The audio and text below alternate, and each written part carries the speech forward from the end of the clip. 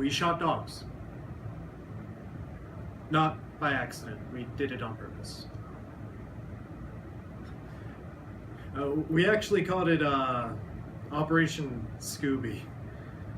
And I mean, I'm a dog person. So I think about it a lot, just when you're over there, you don't. You're walking down the street at 5 in the morning, looking inside the windows, killing people inside of a concrete box. You're wondering who's in the building, what's he armed with, how's he going to kill you, your friends.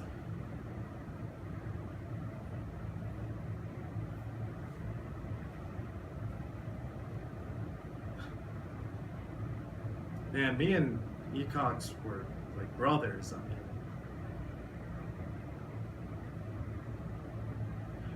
and then after 7 months of that, they just ship you back.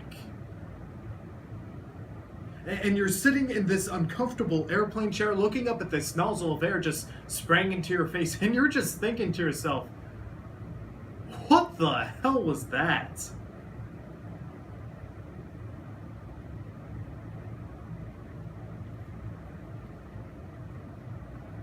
When former professional wrestler Bret Hart was battling prostate cancer, he said it bothered him when people said they understood how he felt. While he appreciated their sympathy, what frustrated him was that they didn't know exactly what he was going through. Thus, he longed for someone who truly understood his pain. It's this lack of understanding that can make returning home so difficult for veterans. However, it's this struggle that underlines just how important our social networks are. Redeployment by Phil Clay. I mean, I guess I was excited about going home. For one thing, I missed Cheryl. Cheryl's my wife, by the way. You know, I got lucky.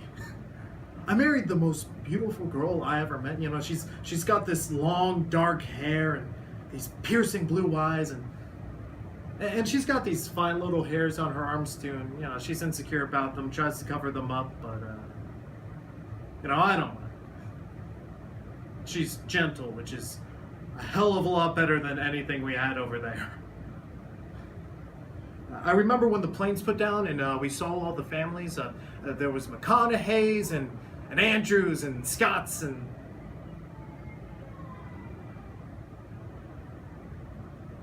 I locked eyes with Ecox's dad. Him and his wife were holding up a sign that said, "Welcome home platoon 338."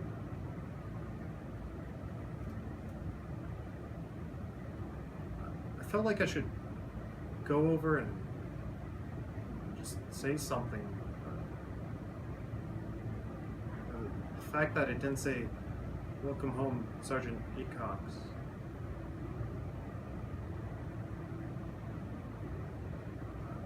I go and I look for Cheryl, and eventually I find her. She's holding up a sign too. It says, "Sergeant Price, now that you're home, you have some chores to do. Number 1, me. Number 2, repeat number 1. I go in for the biggest hug.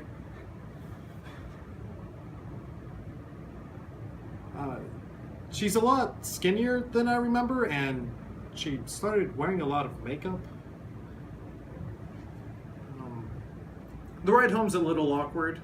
We don't really talk much during it, but you know, I suppose that's okay. Our commander, his wife just up and left. Took everything too. He just went home to an empty house, so you know, I guess an awkward conversation's okay. The best part about going home, though, was when I actually got home, because there was my best friend in the world, my dog Vicar. Oh my god. You do not know happiness until you've seen Vicar's face after you give him a rib bone that you just finished eating. And I've seen all those videos online of soldiers coming home and their dogs freaking out, so I get inside, I open up my arms wide for Vicar. And he rounds the corner kind of slow. He's got tumors on his legs, and his fur's all patchy and gray, and he looks skinny as hell. Jesus Christ, what happened to him? Cheryl explains that they had to put him on some sort of weight loss diet. He hasn't been doing so well recently. The next few weeks are okay, though. I spent a lot of time with Vicar, and we watched the World Series that Cheryl taped for us. I see the dentist and the doctor, and every once in a while, I'd go over to the fridge and give Vicar a little piece of bologna, and the doctors say it's not too good for him, but hey, I know it's good for my dog. Cheryl says I'm spending too much time in the house, so she convinces me to go to the mall with her, and I'm digging it. Got some nice stores.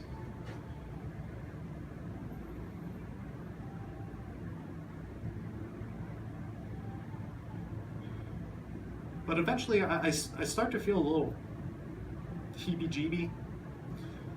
I don't really do so well with wide open public areas like this anymore. Like I can see a dime 20 meters away on the ground. You know what that type of awareness does to a guy? I mean, some guys go straight to red.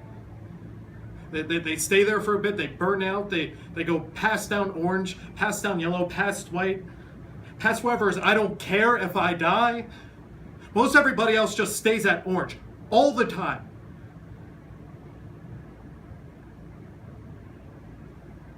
And then you come home with your wife and you just go out and you think to yourself, I'm supposed to go back down to white. I just want to be at white. But you can't, huh?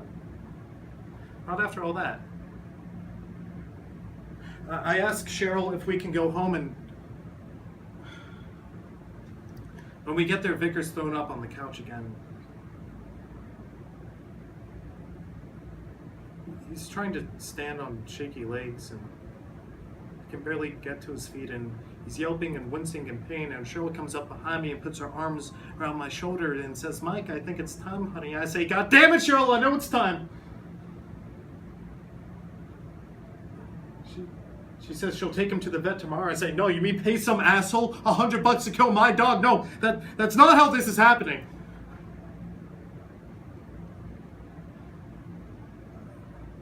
There's a dirt road nearby. I think that'd be a good place to do it. I get there about sunset with Vicar, and I lift him up into my arms, and I put him down by the creek.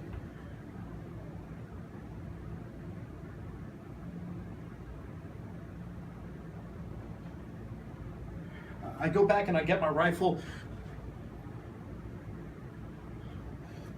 and I'm ready to do this.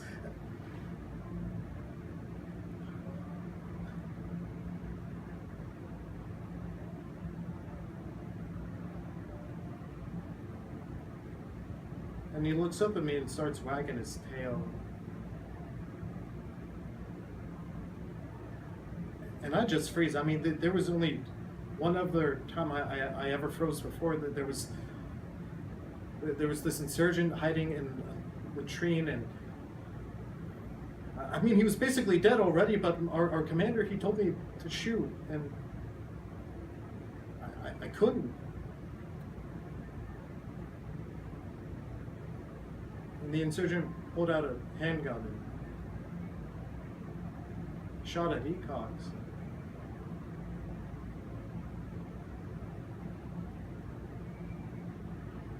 I could have saved him.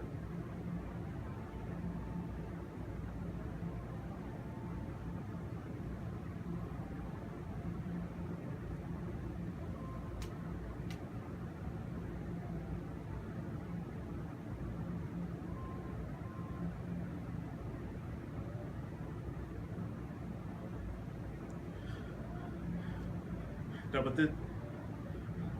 this was my dog. This was my best friend, and I wasn't giving up control again.